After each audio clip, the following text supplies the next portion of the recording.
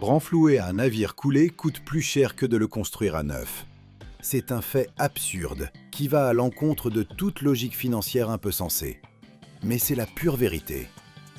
Quand une énorme caisse de fer d'un poids de plusieurs dizaines de milliers de tonnes part par le fond, elle se transforme aussitôt en un gouffre sans fond pour l'argent.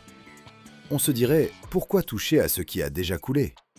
Qu'il reste là, en bas, à nourrir les poissons et à distraire les plongeurs.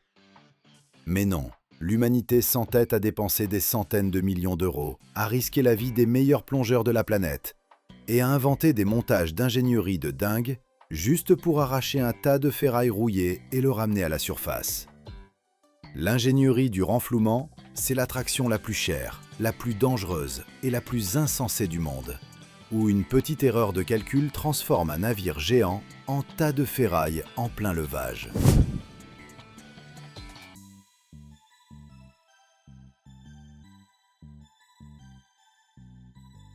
La raison principale pour laquelle ces opérations démesurées finissent par avoir lieu, c'est la terreur écologique et le blocage des routes maritimes. Quand un gros navire se couche au fond au milieu d'une autoroute maritime très fréquentée, il paralyse le business. Les pertes dues à l'arrêt des autres navires dépassent vite le coût de n'importe quelle opération de sauvetage. Et en plus, à l'intérieur de chaque monstre de fer coulé, il reste des milliers de tonnes de carburant, d'huile et d'autres produits chimiques toxiques. Si tout ce mélange se met à fuir près d'une côte touristique, les amendes et la catastrophe écologique liquident carrément l'entreprise propriétaire. Alors il faut payer. Et payer tellement que seule une poignée d'entreprises spécialisées dans le monde ont la technologie et le cran de se lancer dans un tel chantier. C'est un business aux enjeux énormes, où sont en jeu la réputation, des milliards et des vies humaines. Tout le processus de renflouement est une guerre permanente contre la physique, l'eau et un poids colossal. Quand un navire coule, il cesse d'être du simple fer posé au fond. L'eau remplit chaque espace intérieur, chaque cabine et chaque cale. En plus, le navire se fait généralement aspirer par la vase du fond, qui le retient d'une poigne de mort. Cet effet de succion contre le fond est si puissant que les ingénieurs doivent appliquer une force qui dépasse de plusieurs fois le poids net du navire lui-même, rien que pour le décoller du plancher marin. L'hydrodynamique et les lois d'Archimède, à cette profondeur, se mettent à jouer contre les humains. Si tu essaies simplement de tirer le navire vers le haut avec des grues puissantes, les câbles d'acier, épais comme la jambe d'un adulte, cassent comme des fils pourris, et la coque se disloque en plusieurs morceaux.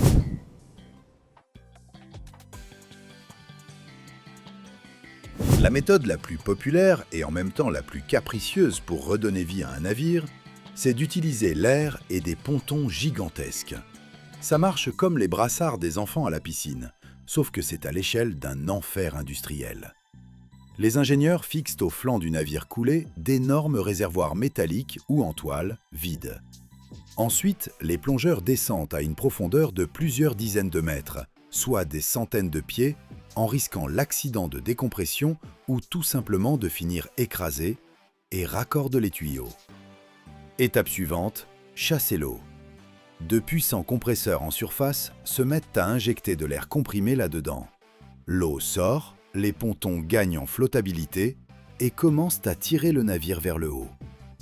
À ce moment-là, commence le vrai cirque de l'équilibre.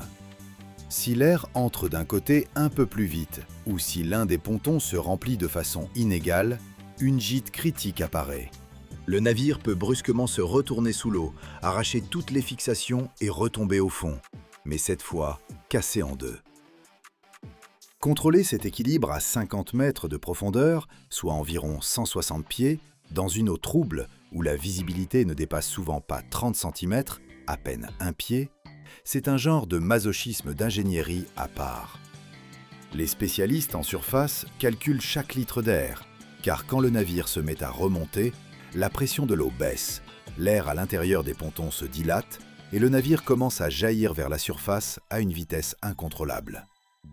Si tu n'as pas le temps de purger l'excès de pression, les pontons explosent tout simplement sous la surcharge interne.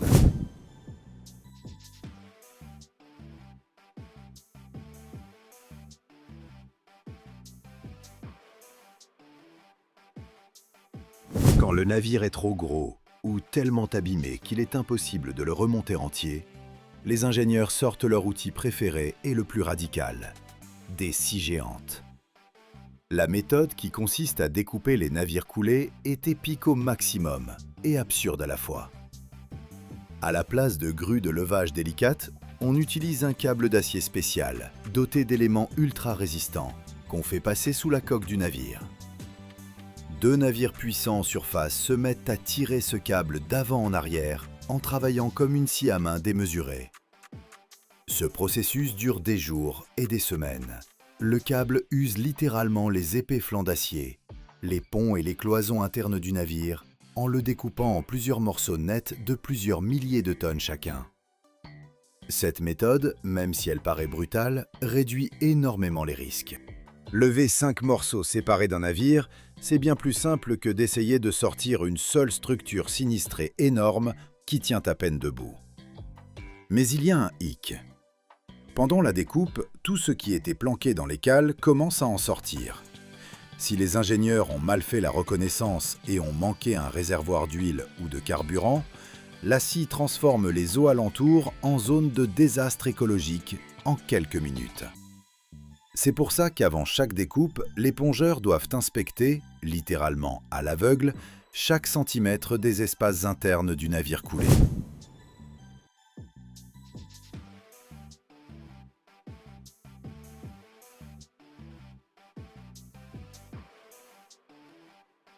Un point à part dans cette liste de folies marines, c'est le facteur humain.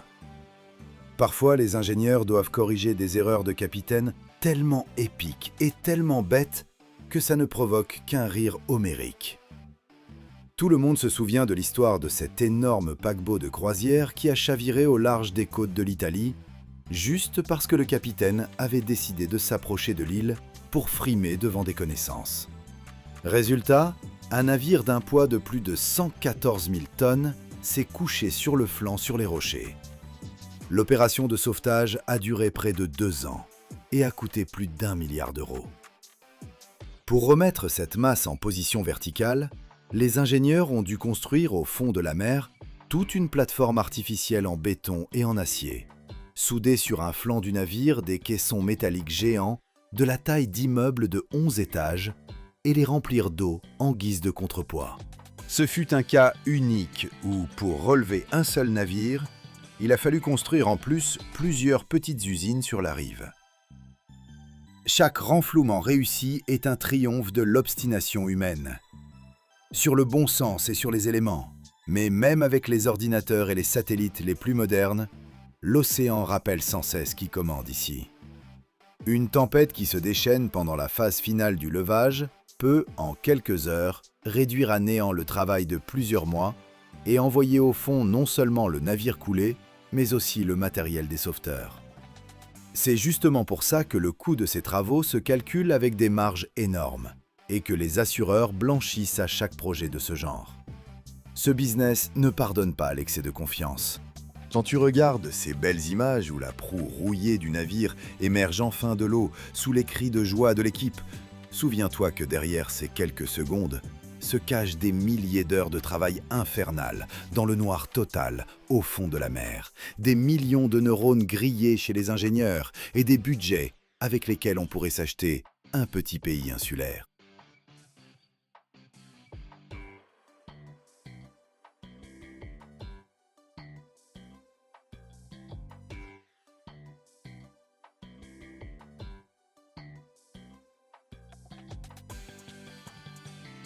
Au milieu de la mer se dresse un monstre d'acier de 30 000 tonnes, plus lourd que 4 tours Eiffel. Pendant 30 ans, il a pompé du pétrole sous les fonds marins. Et maintenant, il faut le retirer, complètement, jusqu'au dernier boulon, sans laisser la moindre trace. Imaginez des dizaines de puits forés sur des kilomètres de profondeur sous les fonds marins. Une structure haute comme un gratte-ciel au-dessus de l'eau. Et tout cela doit être scellé, découpé de ses fondations et ramené à terre. La plus grande grue de la planète soulève la plateforme comme un jouet. Des mâchoires hydrauliques sectionnent des poutres d'acier d'un demi-mètre d'épaisseur comme de simples branches mortes. Quant à certains géants, on les coule délibérément au fond de l'océan. Et ils deviennent un refuge pour des millions de poissons. C'est le démantèlement le plus complexe de l'histoire de l'ingénierie.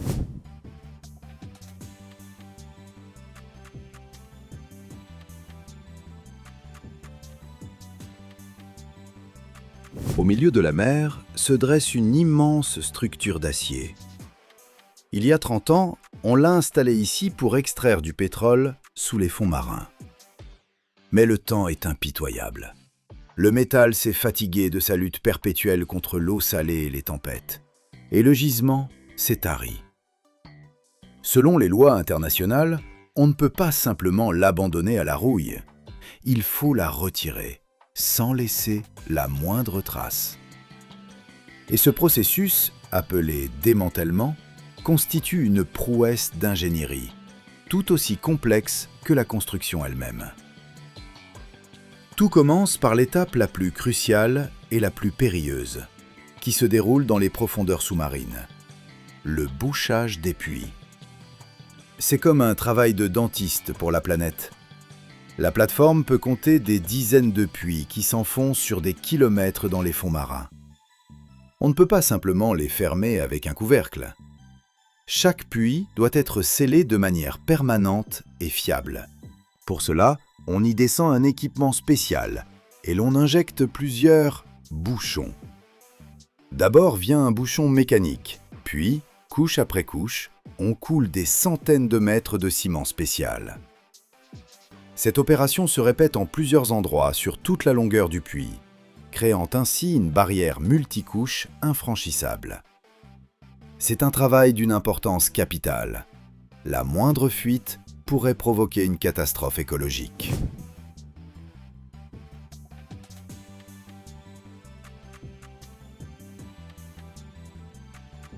Lorsque tous les puits sont hermétiquement scellés, une équipe de nettoyeurs débarque sur la plateforme.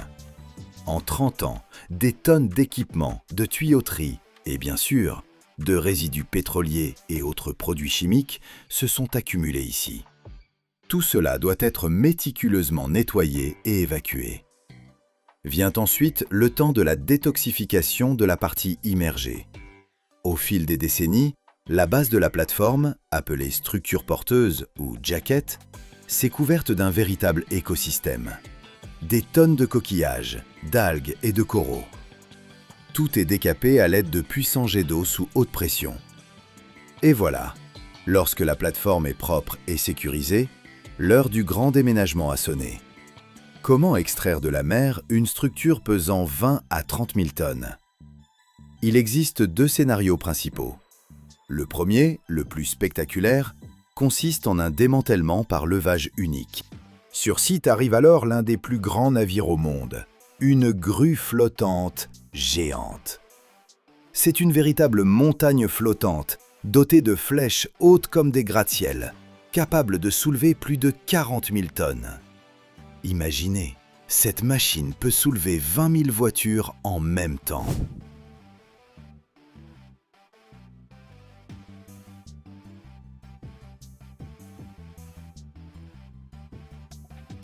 Au départ, des plongeurs spécialisés ou des robots sous-marins, armés de chalumeaux à plasma, découpent les pieds d'acier de la plateforme, les séparant de leur fondation sur le plancher océanique.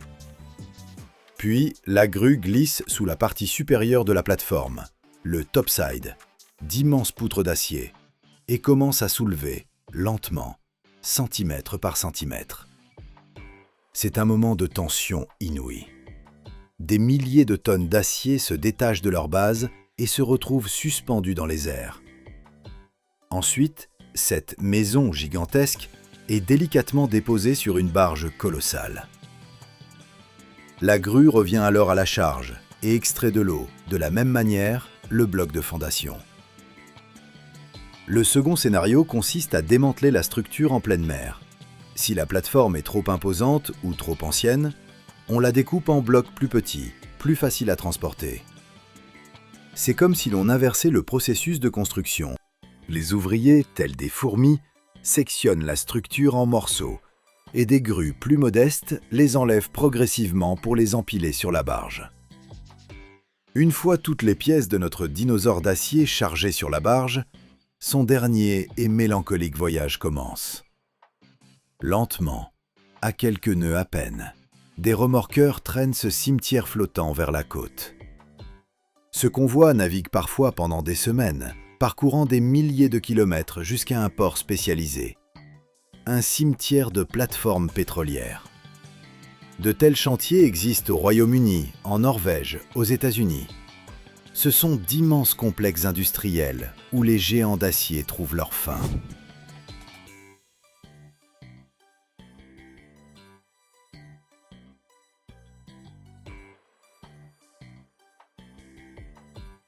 Ici, sur la terre ferme, commence l'acte final, le démantèlement jusqu'à l'atome. D'immenses grues portuaires soulèvent des blocs de plusieurs tonnes depuis la barge et les déposent sur une zone spécialement préparée. Et là, de véritables bouchers d'acier se jettent sur eux. Ce ne sont pas des hommes armés de chalumeaux, ce sont d'énormes cisailles hydrauliques montées sur des pelleteuses. Imaginez des mâchoires de tyrannosaures capables de sectionner des poutres d'acier d'un demi-mètre d'épaisseur comme de simples bradilles. Dans un vacarme de grincements et de craquements assourdissants, elles déchirent la structure en morceaux. Tout ce qui résiste aux cisailles est découpé manuellement à l'aide de puissants chalumeaux à plasma. C'est un spectacle chaotique, bruyant et dangereux. Mais il ne s'agit pas simplement de destruction, c'est un tri. Chaque morceau de métal rejoint son tas. L'acier au carbone ordinaire dans l'un, l'acier inoxydable des tuyaux dans un autre, le cuivre des kilomètres de câbles électriques dans un troisième. Alliages spéciaux, plastique, caoutchouc, tout est méticuleusement trié. Et c'est là que se cache le véritable sens de toute l'opération. Plus de 95% du poids total de la plateforme pétrolière part au recyclage. Ces dizaines de milliers de tonnes d'acier de haute qualité seront fondues dans des hauts fourneaux et transformées en nouvelles voitures, en poutres de construction, ou même en nouvelles plateformes pétrolières. C'est l'exemple parfait d'un cycle industriel fermé.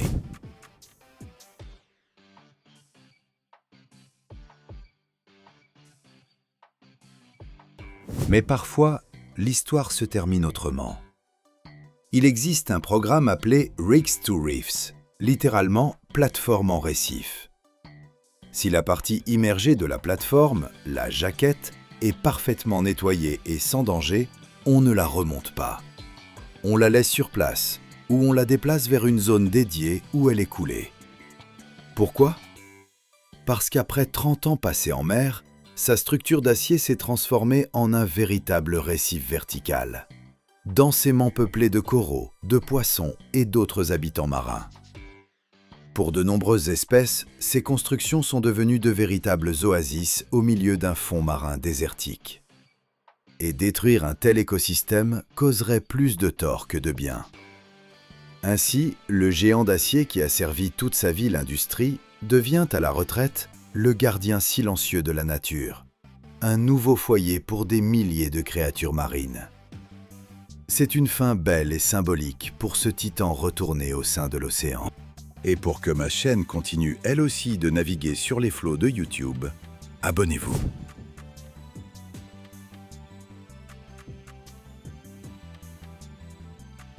Chaque année, dans notre monde, entre 100 et 150 plateformes pétrolières offshore sont mises hors service et démantelées. Le poids total de l'acier recyclé provenant d'une seule grande plateforme peut atteindre 20 à 30 000 tonnes. C'est le poids de 3 à 4 tours Eiffel. Le coût du démantèlement d'une unique plateforme en eau profonde représente une somme astronomique, pouvant dépasser 100 millions de dollars. Et dans le cadre du programme Plateforme en récif, rien que dans le golfe du Mexique, plus de 500 anciennes structures de soutien ont été transformées en récifs artificiels, devenant ainsi le refuge de millions de poissons et un site prisé des plongeurs. La preuve que même après leur mise hors service, ces géants peuvent encore servir.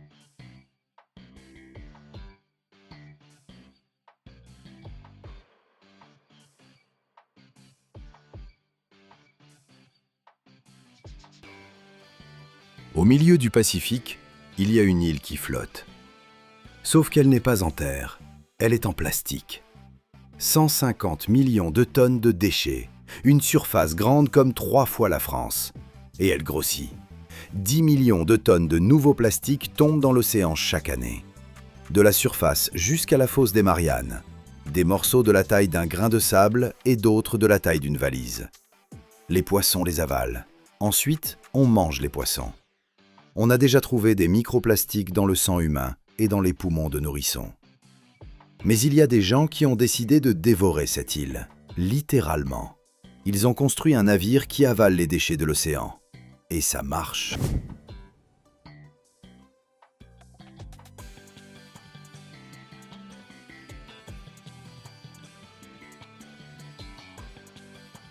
Le problème principal, on ne peut pas aspirer l'océan. Sérieusement. Déployer un filet, il ralentit le navire, attrape du poisson, détruit ce qu'on veut sauver. Il faut une autre approche. Et quelqu'un a trouvé. L'idée est simple jusqu'au génie. Laisser l'océan t'apporter les déchets. Le système ressemble à ça. Une immense barrière en U, de 50 à 100 mètres de long, déployée dans l'eau. Le matériau est souple, élastique. Les poissons passent, le plastique non. Le courant pousse l'eau. L'eau emporte le plastique droit dans le piège. Comme un entonnoir. Les gros morceaux, bouteilles, sacs, filets de pêche, sont capturés en premier. Puis les plus petits. Des cloisons spéciales laissent passer l'eau mais retiennent les solides. Simple et élégant.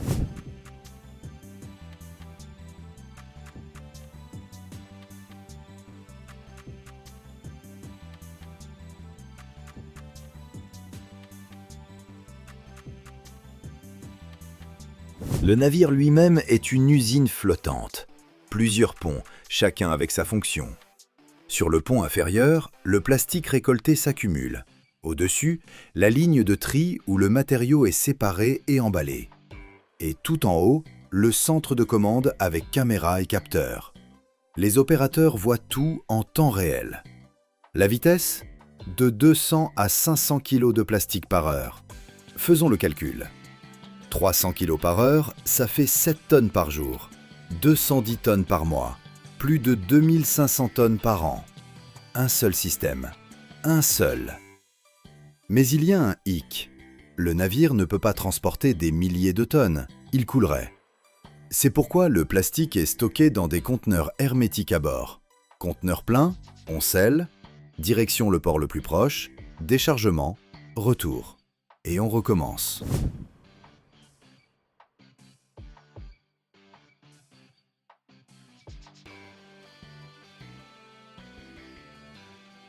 Maintenant, ce qui arrive à ce plastique ensuite. Parce que le jeter dans un four comme ça ne marche pas. Tout ce qu'on sort de l'océan est déjà sale. Algues, bactéries, vases, restes de nourriture. Des mois et des années dans l'eau salée, ça laisse des traces. Première étape, laver et désinfecter. C'est lent et cher. Ensuite, le tri par type. Polyéthylène d'un côté, polypropylène de l'autre, polystyrène à part. Chaque type a son propre cycle de recyclage. Une partie devient des granulés pour de nouveaux produits, une partie du carburant, une partie des matériaux de construction. Mais voilà ce qui compte. Le système attrape précisément les morceaux qui tuent les animaux le plus vite. Les filets de pêche où s'empêtrent les tortues. Les sacs que les dauphins confondent avec des méduses. Le gros plastique se transforme en milliers de fragments dans les estomacs des animaux. Du microplastique dans le poisson dans votre assiette, un cycle de poison.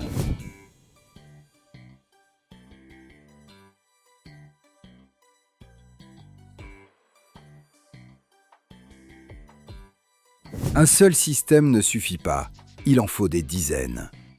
La grande plaque de déchets du Pacifique, la Méditerranée, les côtes asiatiques, tous ces endroits appellent à l'aide. Comment ça marche en pratique ? Le système s'installe là où les courants sont forts et réguliers. Il ne court pas après le plastique. Il reste sur place et laisse le courant faire le travail. Économie de carburant et d'énergie. Alimentation par panneaux solaires. Les opérateurs suivent une formation spécialisée. Ils connaissent les courants marins, reconnaissent les types de plastique à vue d'œil, savent travailler en pleine tempête. Quand la tempête est violente, le système peut être désactivé et déplacé. Un autre casse-tête, distinguer le plastique des autres déchets marins. Au fond, il y a des pierres, des branches, des amas d'algues. Les capteurs analysent la densité, la texture, la couleur. L'intelligence artificielle est entraînée à différencier une bouteille en plastique d'un caillou. Et elle le fait mieux que l'œil humain.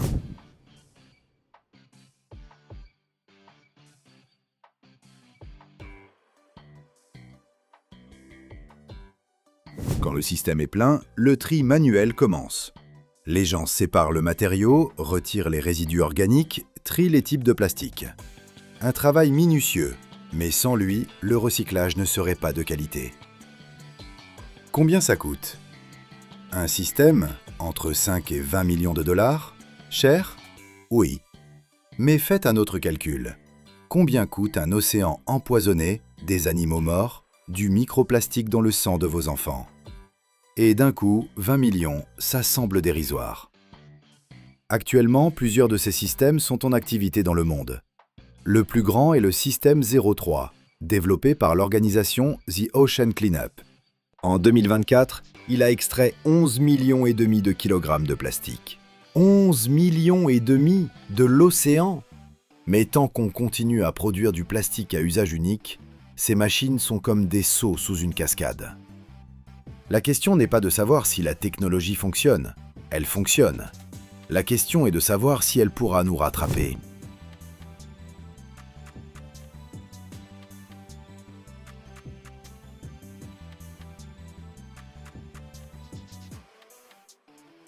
Le directeur du projet, quand on lui a demandé si l'océan serait un jour propre, a souri. « Jamais totalement », a-t-il dit. Mais chaque année, avec chaque nouveau système, un peu plus propre. Et c'est tout l'enjeu. Tu as regardé cette vidéo, donc maintenant tu sais aussi. Abonne-toi si tu veux voir plus d'histoires comme celle-ci.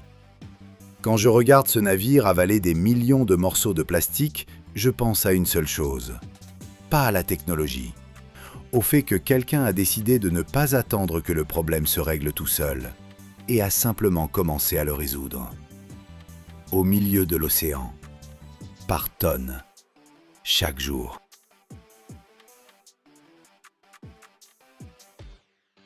Chaque année, des quadrillions de gigaoctets de données traversent les océans du monde. Messages, vidéos, virements bancaires et fichiers qui franchissent des milliers de kilomètres en une seconde. Mais peu de gens connaissent la vérité troublante. La quasi-totalité de l'Internet planétaire ne passe pas par satellite, mais par de minces filaments de verre enfouis dans les ténèbres glacées au fond des océans. Aujourd'hui, nous montrons à bord d'un navire gigantesque qui pose les véritables artères du monde moderne. Une technologie plus complexe que bien des missions spatiales, où une seule erreur peut priver de connexion des pays entiers. Mais le plus mystérieux reste ce qui se cache à des milliers de mètres de profondeur, quelque chose dont presque personne ne parle. Ne manquez pas la suite. Vous découvrirez le secret dont dépend tout l'Internet mondial.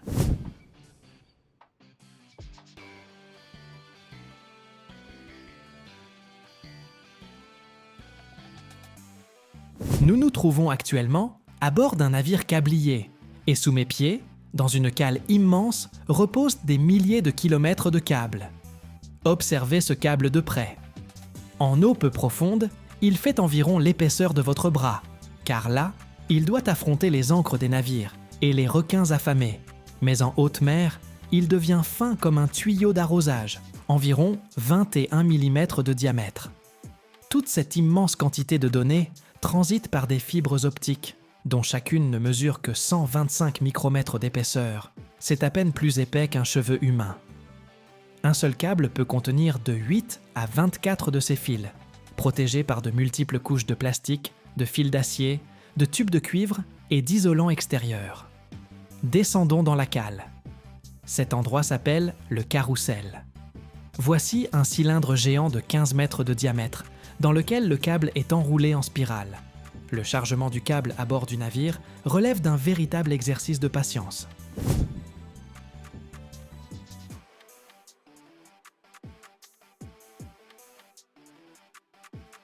Le navire est à quai près de l'usine, et le câble migre lentement de l'atelier vers la cale, à une vitesse d'environ 1 km à l'heure.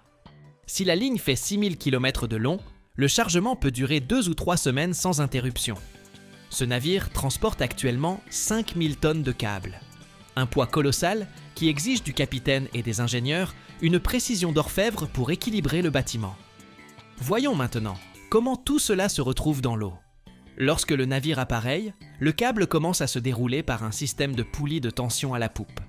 La vitesse du navire reste alors modeste, 1 à 2 nœuds, soit environ 2 à 3 km à l'heure. C'est très lent, mais impossible de se presser. En eau peu profonde, jusqu'à 1000 mètres de fond, on ne se contente pas de jeter le câble par-dessus bord. Pour le protéger des agressions extérieures, on utilise une charrue sous-marine gigantesque. Cet engin pèse près de 30 tonnes et se traîne derrière le navire au bout d'un câble d'acier.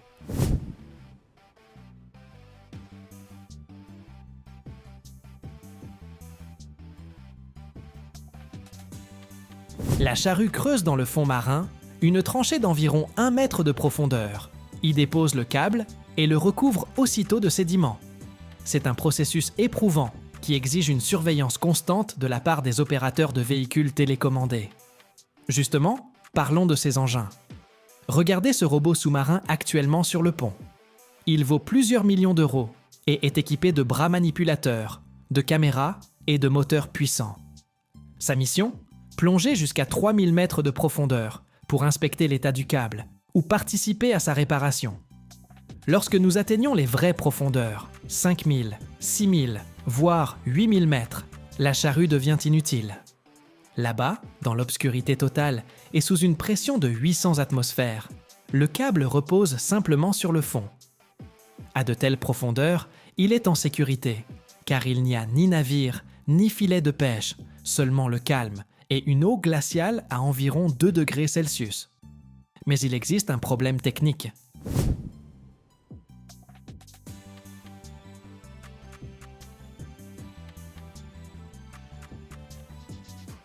Le signal lumineux dans la fibre optique s'affaiblit avec le temps. Tous les 60 à 100 km environ, nous devons amplifier ce signal. Pour cela, on installe dans le câble des répéteurs, sorte de barils métalliques d'environ 1 mètre de long, pesant plus de 200 kg. À l'intérieur de chacun de ces répéteurs se trouve une électronique ultra sophistiquée qui doit fonctionner sans interruption pendant 25 ans. Et là se pose une question. D'où tirent-ils leur alimentation au fond de l'océan ? La réponse est saisissante.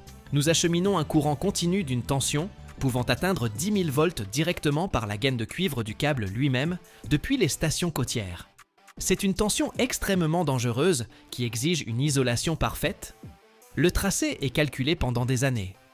Avant que le navire ne prenne la mer, des bâtiments de recherche spécialisés étudient le relief des fonds à l'aide de sonars. Nous devons éviter les volcans sous-marins, les zones de failles tectoniques actives et les fosses profondes.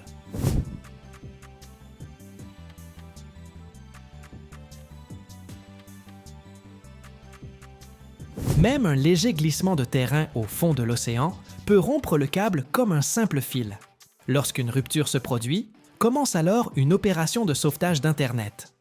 Un navire spécialisé se rend sur le site de l'incident, remonte à l'aide de grappins les 2 extrémités du câble depuis plusieurs kilomètres de profondeur, et dans un laboratoire stérile à bord, les ingénieurs soudent les fibres optiques. C'est un travail d'orfèvre, surtout au milieu d'un océan déchaîné. Le coût d'un tel projet peut atteindre 500 millions d'euros. Ce sont des investissements colossaux, généralement réalisés par des consortiums de grandes entreprises technologiques et de géants des télécommunications. Chaque câble possède une capacité de transmission de centaines de terabits par seconde. Cela permet à des millions de personnes de regarder simultanément des vidéos en streaming haute définition, d'effectuer des transactions financières et de communiquer.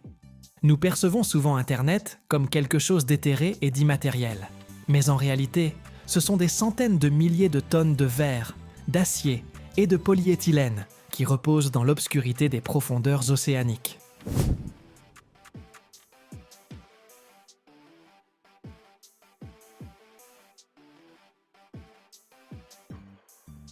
Nous voyons maintenant un nouveau répéteur progresser lentement à travers le système de poulies avant de disparaître dans l'eau. Cela semble assez banal, Mais derrière cet instant se cachent des décennies de recherches scientifiques et le travail de milliers de personnes. La précision de pose du câble doit être phénoménale. Grâce à la navigation par satellite et à des algorithmes complexes, le navire maintient son cap avec une déviation de quelques mètres seulement en pleine mer. C'est crucial, car la moindre erreur pourrait faire reposer le câble sur une saillie rocheuse acérée qui l'userait en quelques mois. Autre moment fascinant, l'arrivée du câble à terre. Ce n'est pas simplement un fil qui dépasse du sable. Généralement, sous la plage, on fore un puits incliné spécial de plusieurs centaines de mètres qui débouche loin en mer, sous la ligne de déferlement. Ainsi, nous protégeons le câble des vagues et des touristes curieux. À terre, le câble pénètre dans un bâtiment renforcé spécial, la station d'atterrissage, où le signal est transformé puis acheminé vers le réseau terrestre. Internet n'est pas un petit nuage, c'est une réalité très lourde et éclatante. Si cette visite vous a plu, n'oubliez pas de laisser un like et d'écrire en commentaire ce que vous aimeriez encore découvrir de l'intérieur. Peut-être irons-nous visiter l'usine qui fabrique ces fameux répéteurs, ou jeter un œil au centre de contrôle des vols des satellites de communication. Merci d'avoir été avec moi aujourd'hui sur ce navire. À bientôt dans les prochains épisodes, où nous continuerons à démonter le monde pièce par pièce.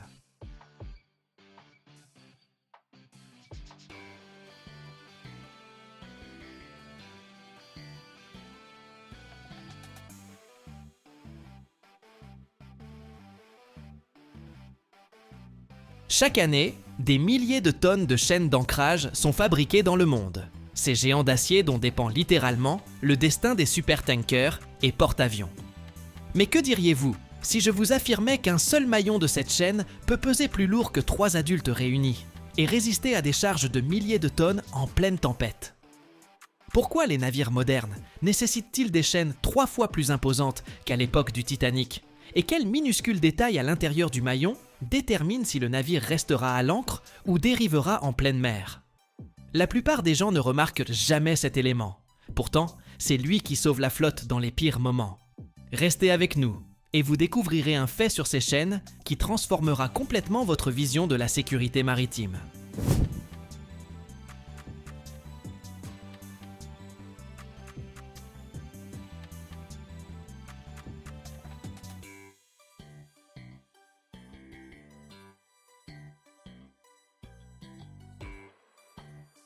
Les chaînes d'ancrage des supertankers et porte-avions modernes impressionnent par leur dimension.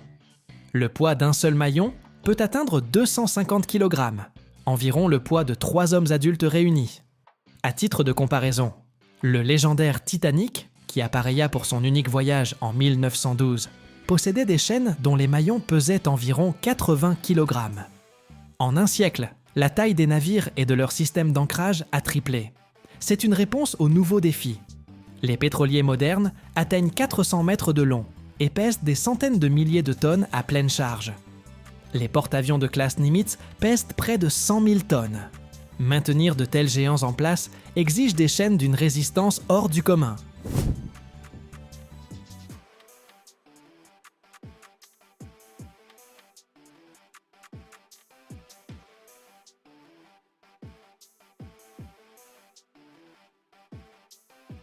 La fabrication d'une chaîne d'ancre est un art à part entière, qui conjugue le feu, la force et la précision. Le processus débute avec une barre d'acier chauffé à blanc d'environ 160 mm de diamètre pour les plus grands navires. Cette barre est portée au four à une température de 1300 degrés Celsius, jusqu'à ce que le métal devienne rouge vif et malléable. Lorsque l'acier atteint la température requise, le façonnage commence. Des machines hydrauliques ou pneumatiques spéciales saisissent la barre incandescente et la cintrent en ovale. Ce n'est pas un processus rapide. Chaque mouvement doit être maîtrisé pour que le métal ne se fissure pas et conserve sa structure interne. Les maîtres le savent, cintrer trop vite et la barre se brise, trop lentement et elle refroidit, devenant fragile.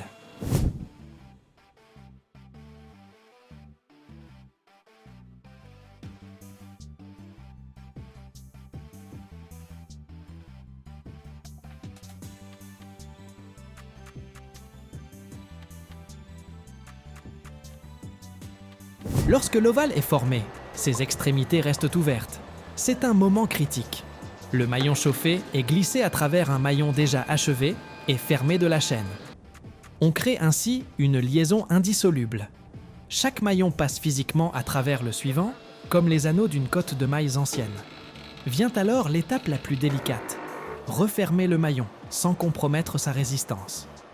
Plusieurs technologies existent. La traditionnelle, le forgage par résistance électrique, soude les deux extrémités sous une pression considérable. La plus moderne, le soudage par étincelage, chauffe les extrémités par une puissante décharge électrique jusqu'au point de fusion, puis les assemble instantanément sous une pression de plusieurs tonnes.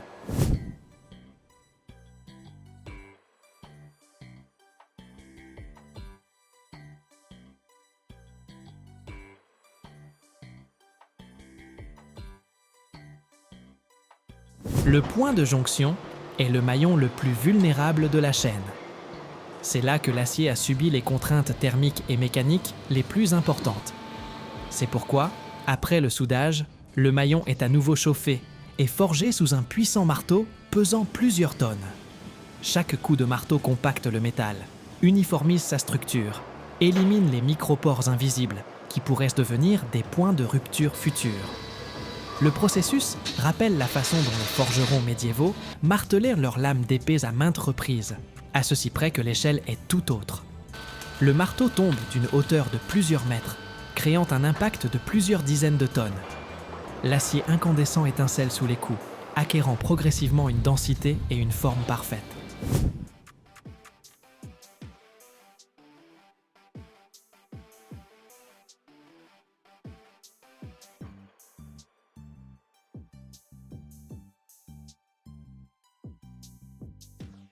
Après le forgeage, l'ensemble de la chaîne subit un traitement thermique, une chauffe et un refroidissement contrôlé, qui confèrent à l'acier une combinaison optimale de dureté et de résilience.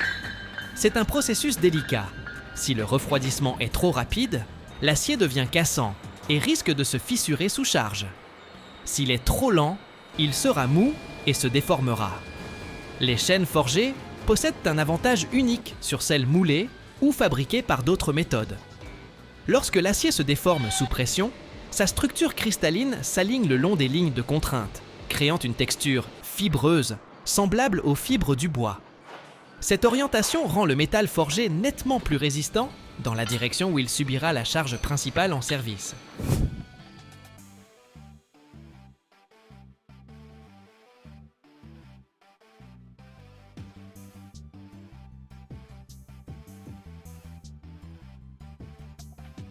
Aucune chaîne ne part à bord sans avoir subi des essais rigoureux. D'abord, l'inspection visuelle. Chaque maillon est examiné pour déceler fissures, irrégularités, défauts de soudure. Ensuite, le balayage par ultrasons révèle les porosités internes et les micro-fissures invisibles à l'œil nu. Les rayons X contrôlent la qualité des assemblages soudés. Mais l'épreuve la plus décisive reste le test mécanique. Des sections de chaîne sont fixées dans des bancs d'essai hydrauliques et soumises à une charge dépassant de 1,5 fois à 2 fois la charge de service. Si la chaîne résiste sans déformation, elle est validée. Si un seul maillon manifeste une faiblesse, toute la section repart en refonte.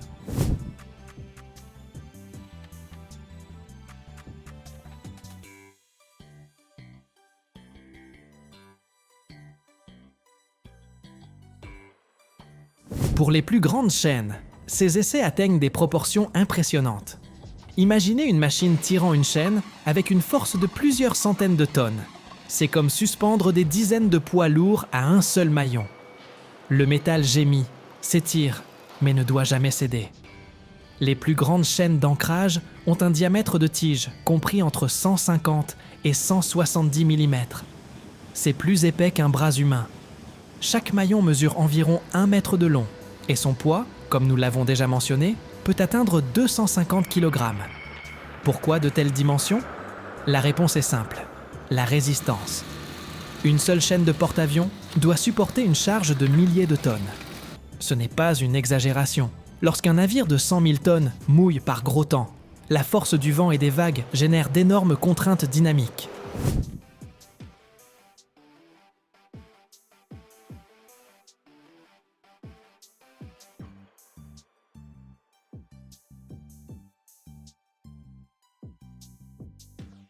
La chaîne ne doit pas simplement retenir le navire, elle doit absorber ses chocs, s'étirer et se comprimer, fonctionnant comme un énorme amortisseur. La longueur de la chaîne est tout aussi cruciale. Pour les grands navires, elle peut atteindre des centaines de mètres. Un porte-avions américain de classe Nimitz possède des chaînes de 120 mm de calibre, et chaque maillon pèse 163 kg. La longueur totale de chaîne à bord peut dépasser 500 mètres, et le poids total de toutes les chaînes, plus de 200 tonnes. Si l'on examine attentivement les chaînes d'ancrage professionnelles, on remarque un détail intéressant. À l'intérieur de chaque maillon se trouve une entretoise transversale, le stud. Ce petit élément, en apparence, joue un rôle considérable. L'entretoise empêche les maillons de se déformer sous la charge, de se tordre ou de se replier en accordéon.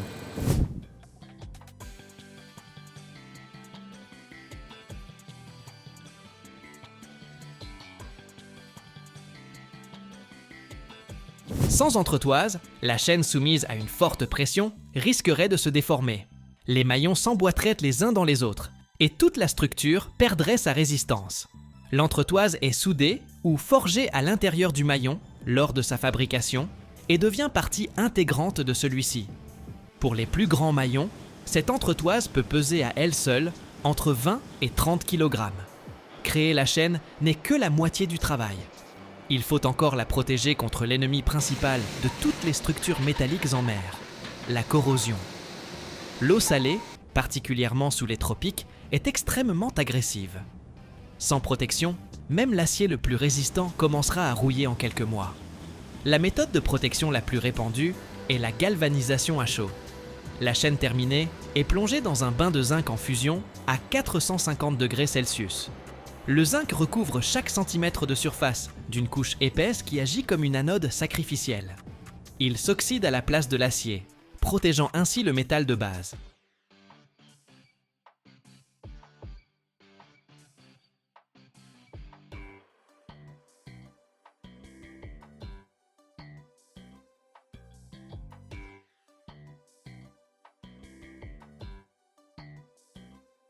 Ce char a traversé 3 guerres. Dans 4 heures, il sera réduit en ferraille. Autrefois, il avançait à travers la poussière et le feu, encaissait les coups et sauvait son équipage sous les tirs nourris. Son blindage porte les traces d'obus. Son moteur garde en mémoire des milliers de kilomètres de route du front. Désormais, tout se jouera au chalumeau et aux cisailles hydrauliques. L'acier sera découpé, la coque compressée, la tourelle s'effondrera sur le béton.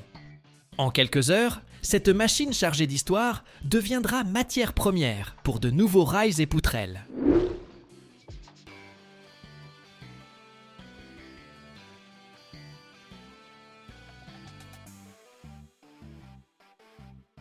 La première étape consiste en un démontage complet de l'armement et de tous les équipements sophistiqués du véhicule. Je me tiens près du char, qui n'a plus le statut d'unité de combat, mais conserve techniquement tous ses systèmes. L'équipe commence par travailler sur la tourelle. À l'aide de grues et de vérins hydrauliques, on retire le canon avec son berceau et une partie des mécanismes de recul. Chaque boulon et fixation est dévissé sous contrôle, car les ensembles sont massifs et soumis à de fortes tensions. Ensuite, on démonte les modules de mitrailleuse, les stabilisateurs et les mécanismes de pointage. Tout cela est emballé séparément, étiqueté et transféré vers des zones spécialisées. Après l'armement, on passe à l'électronique. On ouvre les panneaux intérieurs, on retire les blocs de communication, les systèmes de conduite de tir, les modules de calcul, les appareils optiques. Les faisceaux de câbles sont découpés soigneusement par section, pour ne pas endommager les connecteurs, ni provoquer de court-circuit. Des éléments chargés peuvent subsister à l'intérieur. C'est pourquoi tout est vérifié avec des appareils de mesure avant le retrait.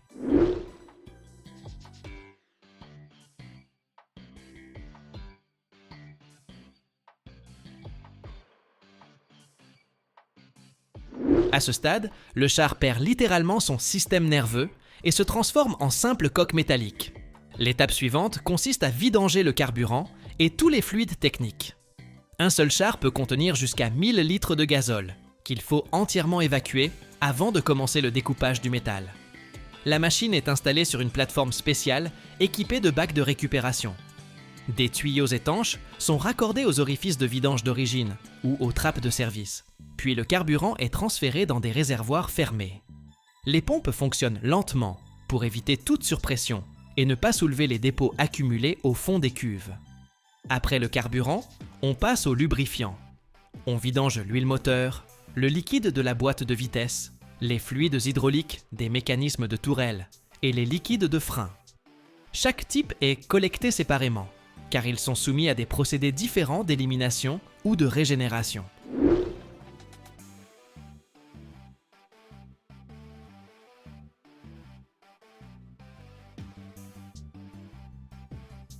Une attention particulière est portée aux joints et raccords, pour qu'aucune goutte ne tombe sur le sol de l'atelier. Ce n'est que lorsque le système est entièrement vidé et vérifié que la carcasse est jugée sûre pour la découpe mécanique ultérieure. Commence alors l'étape la plus spectaculaire, la découpe du blindage au chalumeau et au plasma. Face à moi, une coque de plusieurs dizaines de millimètres d'acier, conçue pour résister aux impacts directs. Impossible d'y arriver avec une simple scie. Les ouvriers tracent d'abord les lignes de coupe pour diviser l'engin en sections transportables et faciles à fondre par la suite. Puis viennent les chalumeaux oxyacétyléniques ou oxypropaniques. La flamme porte le métal à plus de 1000 degrés. Ensuite, le jet d'oxygène dévore littéralement l'acier le long du tracé.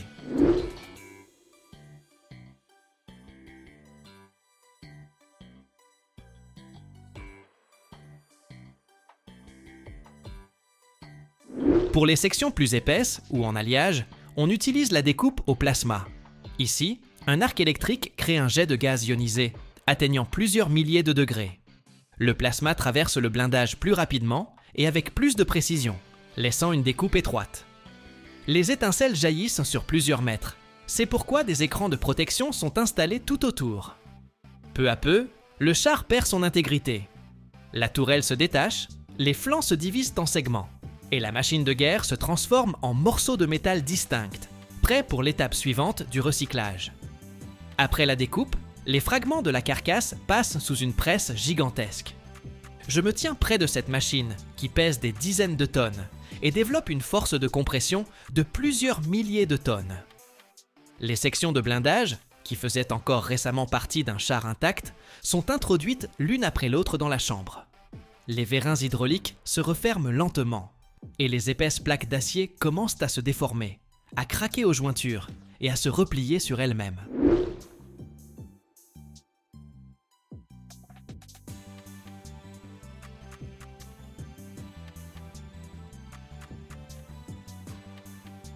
La pression s'élève progressivement pour éviter que le métal ne se fragmente et ne crée des éclats dangereux. Le blindage, conçu pour résister aux impacts, se révèle impuissant face à cette compression uniforme. En quelques minutes, la structure volumineuse se transforme en un bloc compact aux formes régulières. Ce cube métallique facilite le transport, le stockage et l'acheminement ultérieur vers l'aciérie. Lorsque la presse se dessert, un bloc dense est éjecté de la chambre. Impossible d'y reconnaître les contours d'un véhicule. Il ne reste qu'une masse concentrée d'acier. C'est sous cette forme que le char réformé achève son existence comme engin militaire et devient une simple matière première destinée à la refonte. Ce cube métallique dense prend ensuite la route de l'aciérie. J'y arrive et découvre une toute autre échelle. Les briquettes de blindage sont pesées, analysées pour déterminer leur teneur en éléments d'alliage, puis acheminées vers les fours. Dans le four à arc électrique, le métal fond à une température dépassant 1500 degrés.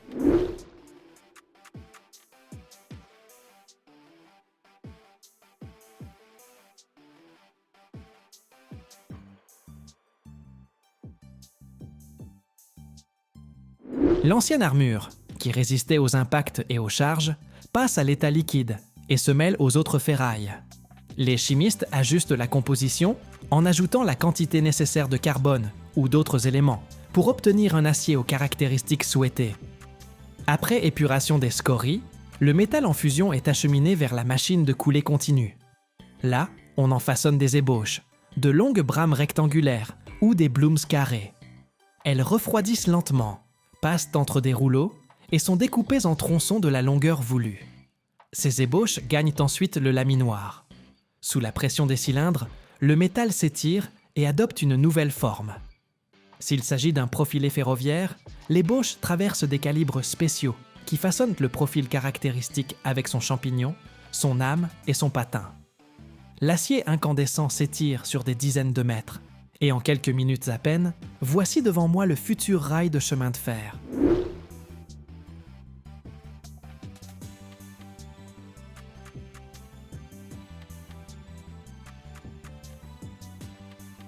Lorsqu'il s'agit de poutrelles de construction, les laminoirs confèrent au métal une section en H ou en double T. Ces éléments supportent des charges considérables et deviennent l'ossature de ponts, d'entrepôts et d'immeubles de grande hauteur. Ce contraste me frappe profondément. Une machine conçue pour la guerre traverse un cycle complet de métamorphose pour devenir partie intégrante de l'infrastructure. Le blindage qui protégeait autrefois l'équipage se transforme désormais en rails, sur lesquels rouleront des trains de voyageurs, ou en poutrelles qui soutiendront les toits de quartiers résidentiels. Le métal n'a pas de mémoire, seul compte la nouvelle forme et la nouvelle fonction. Et c'est là, sans doute, tout le sens du recyclage. Même les engins les plus lourds peuvent connaître une seconde vie au service de la construction civile. Et pour que ma chaîne poursuive sa propre vie, n'hésitez pas à vous abonner.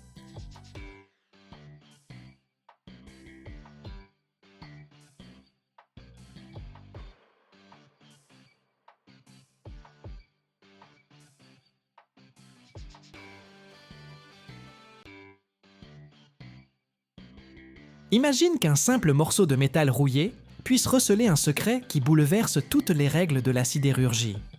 Pourquoi certains lots de ferraille se comportent-ils dans le four comme s'ils dissimulaient quelque chose d'interdit? Et surtout, comment, du chaos des vieilles voitures, des rails et des machines, naît un acier plus pur que le minerai des carrières? Aujourd'hui, vous allez découvrir le processus qui transforme les décharges urbaines en nouvelles mines. Et vous apprendrez à la fin un secret que même la plupart des métallurgistes ignorent, celui qui détermine le destin de chaque coulée. Soyez attentifs, car la réponse se cache là où vous ne l'attendez pas.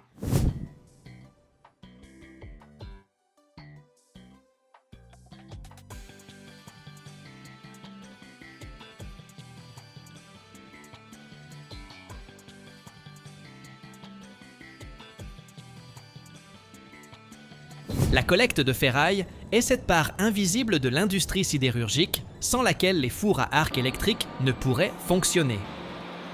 Pour qu'une charge relativement homogène arrive dans le four, il faut d'abord que quelqu'un ait trié des milliers de tonnes de vieilles voitures, de machines et de métaux de construction. La chaîne commence au point de collecte. On y apporte de la ferraille domestique, des chutes de négoce métallurgiques, des structures démontées. À l'entrée, tout est pesé, vérifié par document, puis commence le tri par catégorie. Acier d'un côté, fonte, métaux non ferreux, inox, alliages spéciaux. Un site moderne de collecte de ferraille ressemble presque à une mini-usine.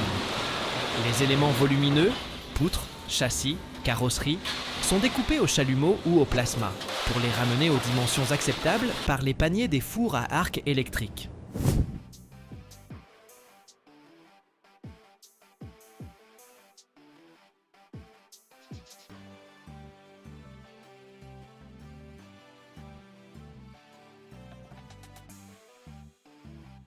Les voitures sont d'abord désarmées.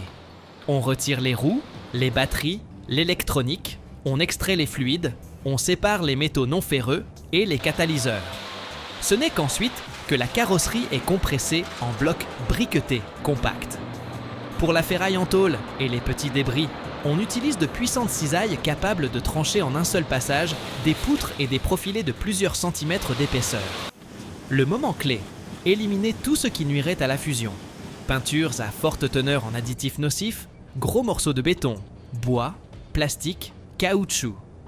Impossible de nettoyer complètement la ferraille, mais plus la préparation est soignée, moins il y a de problèmes au four. Moins de scories, d'explosions dues à l'humidité, de fumée et de gaz toxiques. C'est pourquoi les flux de meilleure qualité proviennent des chutes industrielles, issues des laminoirs ou de la construction mécanique. Peu d'impuretés, dimensions prévisibles, composition chimique de l'acier connu. La ferraille domestique de rue exige beaucoup plus de traitement manuel et mécanisé.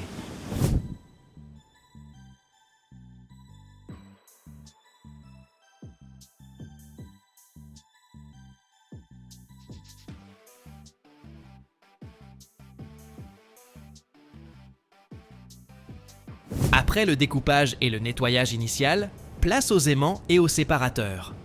D'énormes électroaimants fixés au bras des chargeurs collectent les métaux ferreux dans la masse générale de déchets, tandis que des séparateurs à tambour éliminent les fines particules d'acier.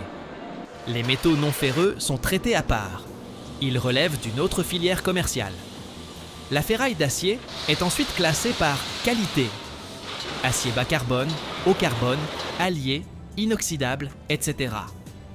Pour les aciéries électriques, il est essentiel qu'aucun morceau d'acier fortement allié ne se glisse par inadvertance dans un lot destiné, par exemple, à la production de simples barres d'armature. C'est pourquoi les grands producteurs travaillent souvent avec des fournisseurs réguliers et imposent des exigences strictes en matière de marquage et d'analyse. La ferraille préparée est ensuite compactée en paquets denses ou chargée dans de grands conteneurs paniers, directement acheminés au four par pont roulant.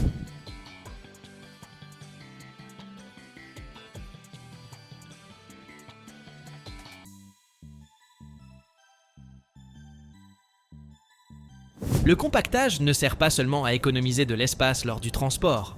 Le métal comprimé chauffe mieux et se tasse de façon prévisible lors de la fusion. Les petits éléments comme les copeaux ou les tôles minces peuvent être briquetés ou ajoutés par portions dans le bain déjà en fusion, afin d'éviter une oxydation excessive et des projections. Au bout de la chaîne de collecte de ferraille se trouve un produit clairement classifié. Chaque lot possède une masse, une composition chimique approximative, une granulométrie et un degré de contamination. Ces lots sont répartis entre les aciéries électriques en fonction de l'acier que l'on prévoit d'élaborer. Pour les armatures et les profilés simples, un mélange de ferraille de construction et de mécanique convient.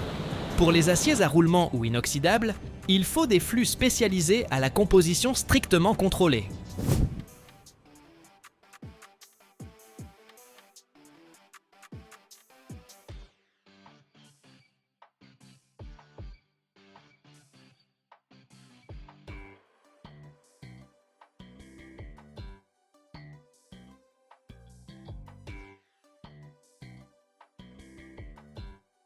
Au final, la collecte de ferraille se transforme en véritable industrie minière, urbaine.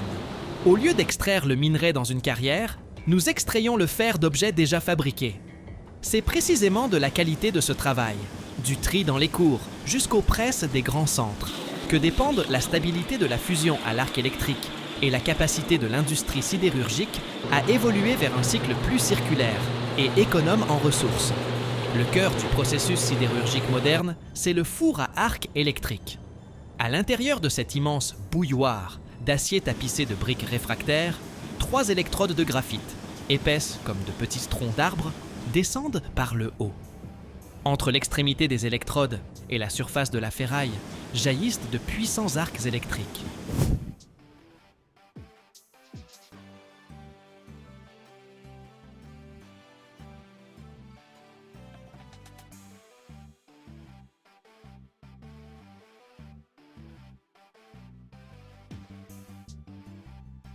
La température dans la zone de l'arc peut atteindre plus de 3500 degrés Celsius, si bien que la ferraille d'acier fond très rapidement. Les morceaux massifs se transforment en métal bouillonnant et en scorie, tandis que le four résiste à ce choc thermique grâce au revêtement réfractaire et au système de refroidissement. Le cycle commence par le chargement du four. Dans une poche ou un panier, on rassemble un mélange de différents types de ferraille. Carrosserie de voitures démontées, chute de laminage, rails désaffectés, rebuts métalliques industriels. En moyenne, 70 à 80% de toute la charge d'un four à arc électrique provient justement de cette ferraille recyclée. Le reste peut être constitué d'ajouts de fer pur, de fondants et d'éléments d'alliage.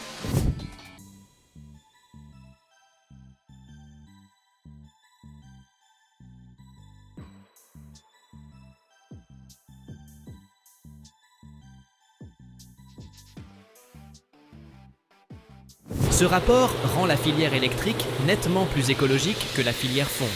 Il faut moins de minerais de fer et de coke, les émissions totales de carbone par tonne d'acier sont plus faibles, et un volume considérable de déchets métalliques retourne dans le circuit, au lieu de rouiller dans les décharges. Après le chargement, le couvercle du four s'abaisse, les électrodes traversent les ouvertures et descendent jusqu'au sommet de la charge.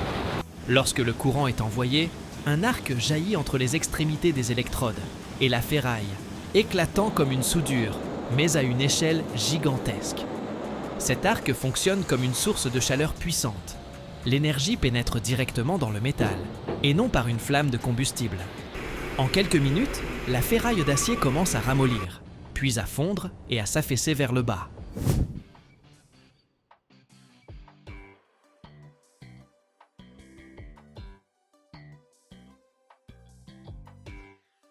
L'opérateur régule la puissance, la longueur d'arc et la position des électrodes, afin que la fusion se déroule de manière uniforme et ne provoque pas d'éclaboussures excessives. Lorsque la majeure partie de la charge est fondue, commence l'ajustement de la composition chimique. On ajoute au four de la chaux et d'autres fondants. Ils forment un laitier qui extrait du métal le soufre et le phosphore. Au besoin, de l'oxygène est injecté par des tuyères spéciales. Il brûle le carbone dissous dans le métal et les résidus d'impuretés indésirables, chauffant davantage le bain. Simultanément, par des ouvertures supérieures ou latérales, on introduit des additifs d'alliage, des ferroalliages contenant manganèse, chrome, nickel, vanadium. Ainsi, à partir de ferrailles hétérogènes, se forme un acier de la classe requise. En fin de coulée, le métal est désoxydé. On ajoute aluminium, silicium ou d'autres éléments qui captent l'oxygène et empêchent la formation de bulles gazeuses dans la pièce finie.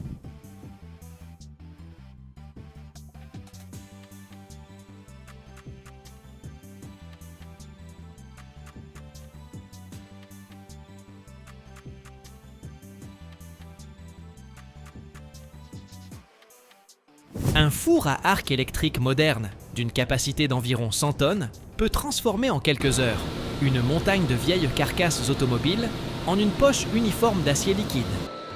Un cycle de fusion prend souvent de 40 à 60 minutes pour un four préchauffé. Chargement, fusion, ajustement de la composition, coulée. La productivité de tels équipements est impressionnante. En une journée, un atelier équipé de plusieurs fours peut produire des milliers de tonnes de métal. Par ailleurs, l'aspect énergétique du procédé devient de plus en plus propre. La part d'électricité provenant de sources renouvelables augmente, si bien que l'empreinte carbone par tonne d'acier diminue encore davantage par rapport au schéma classique du haut fourneau. Lorsque l'analyse des échantillons du bain fondu confirme la composition et la température requise, vient le moment de la coulée.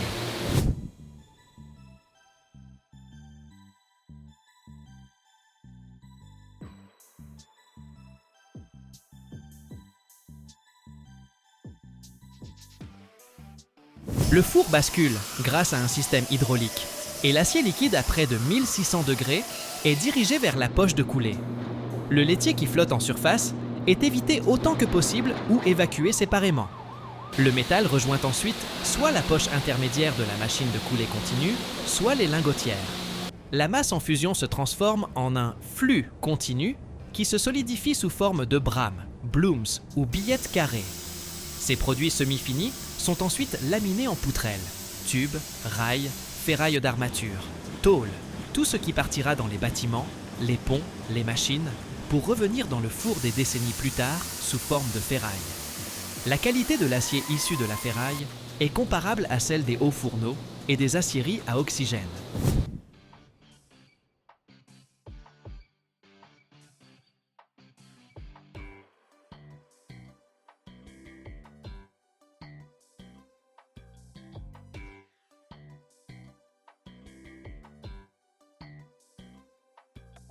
Avec une charge de ferraille bien sélectionnée et des régimes d'affinage appropriés, la teneur en impuretés nocives reste minimale, tandis que la proportion de fer et d'éléments d'alliage atteint 99% ou plus de la composition requise. Pour les structures à haute responsabilité, par exemple l'armature des immeubles de grande hauteur ou les pièces mécaniques, On recourt en complément au traitement sous vide et à la métallurgie secondaire, réduisant encore davantage le taux de gaz et d'inclusion non métallique. La métallurgie à l'arc électrique assure aujourd'hui plus du quart de la production mondiale d'acier et permet de boucler presque entièrement le cycle. Le vieux métal retourne dans le circuit sous forme de nouveaux produits, au lieu de finir sa vie en décharge. Plus l'électricité qui alimente ces fours bascule vers des sources bas carbone, plus l'industrie sidérurgique se rapproche d'un scénario où de grands volumes de matériaux de construction circulent dans le système, avec un impact minimal sur l'environnement.